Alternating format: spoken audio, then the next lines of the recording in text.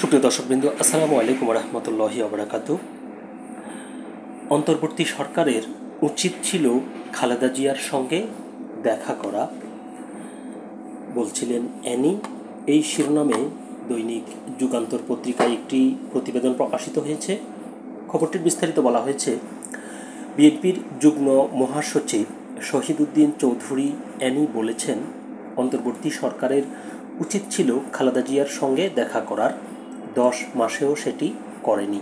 তবে সশস্ত্র বাহিনী দিবসের অনুষ্ঠানে কথাবার্তা হয়েছে, কিন্তু আমাদের প্রত্যাশা ছিল রাজনৈতিক বিষয় নিয়ে উনার সঙ্গে দেখা করার, আগামীর দেশ পরিচালনা, হাসিনার বিচার, সংস্কার ও জাতীয় নির্বাচন নিয়ে কথা বলার।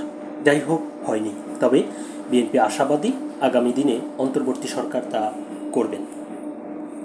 বুধবার 25 জুন দুপুরে লক্ষ্মীপুর সদর উপজেলার চরশাহী ইউনিয়ন বিএনপির প্রতিনিধি নির্বাচনের ভোট গ্রহণ পরিদর্শনকালে এসব কথা বলেন তিনি।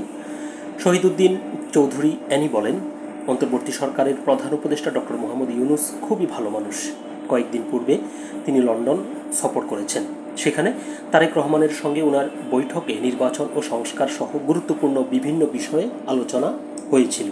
এতে শুধু বিএনপি নয়, সারা দেশের মানুষ আনন্দিত। তারেক রহমানের সঙ্গে বিদেশে বসে কথা বলা কোনো অপরাধ নয়, বরং আরও আগে কথা বলার দরকার ছিল। কারণ বিএনপি একটি বড় দল, জিয়াউর রহমানের দল, আপসহীন নেত্রীর দল। তাহলে এত বড় দলের নেতার সঙ্গে কথা বলবে, এটা তো স্বাভাবিক। বুঝতে হবে, তারেক রহমান বিদেশে বেড়াতে যাননি, বাধ্য হয়ে দেশ ত্যাগ করেছেন। তার সঙ্গে বৈঠক হয়েছে, এটি আমাদের ছাওয়া পাওয়া ছিল। তিনি আরও বলেন, লন্ডনের ওই বৈঠকটি 2-4 জন মেনে নিতে পারছেন না।